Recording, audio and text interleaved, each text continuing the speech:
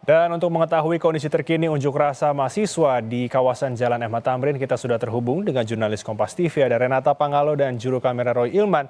Renata, apakah masih banyak massa yang berada di sana? Kapan massa rencananya akan membubarkan diri dan apa yang menjadi tuntutan mahasiswa dalam demo kali ini?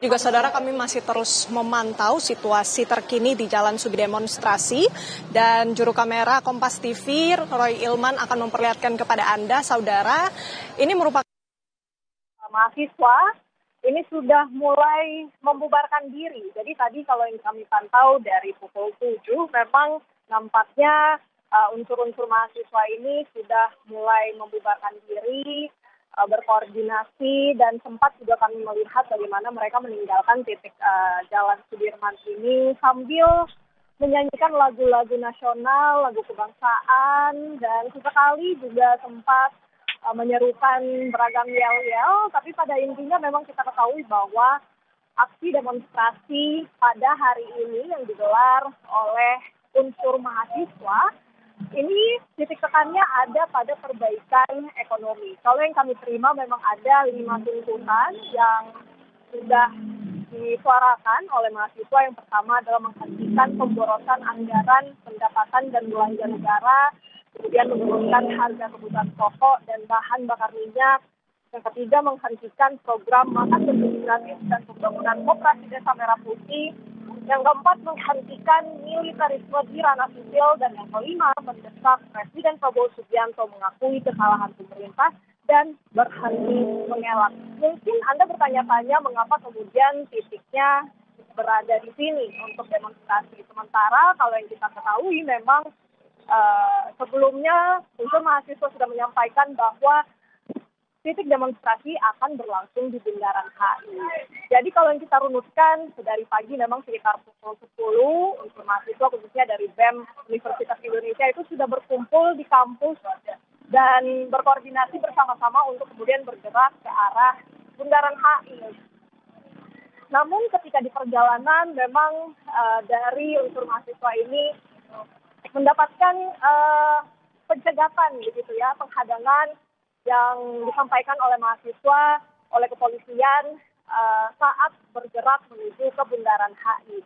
Salah satu yang kami dapatkan ceritanya adalah dari mahasiswa yang menceritakan ia ingin mengarah ke Duku Atas. Itu sekitar pukul 11 siang peristiwanya terjadi, namun sayang karena dihadang masa aksi kemudian mencari tempat baru, titik baru untuk kemudian mengadakan atau menggelar aksi unjuk rasa. Maka dari yang kami lihat memang mereka pada akhirnya memutuskan untuk melakukan long march untuk kemudian mencari titik unjuk rasa yang sekiranya bisa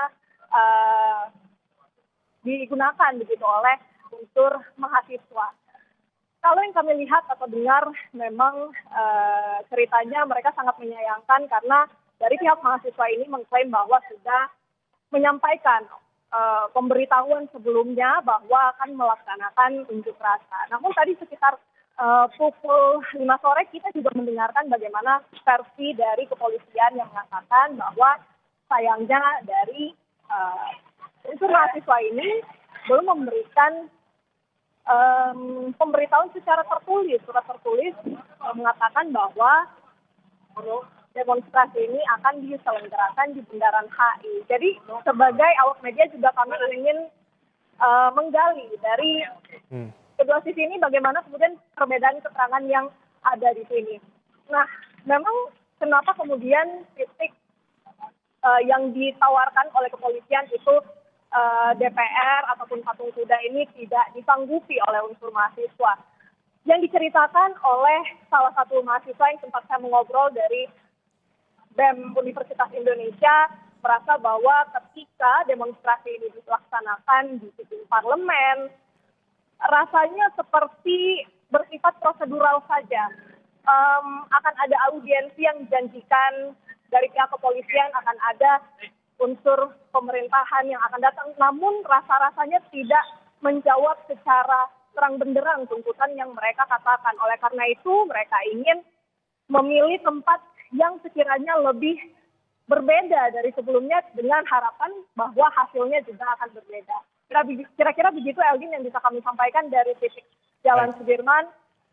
Masa aksi masih bertahan di lokasi sampai dengan saat ini. Baik, terima kasih untuk laporan Anda Renata Pangalo dan juru kamera Roy Ilman. Selamat bertugas kembali, tetap berhati-hati.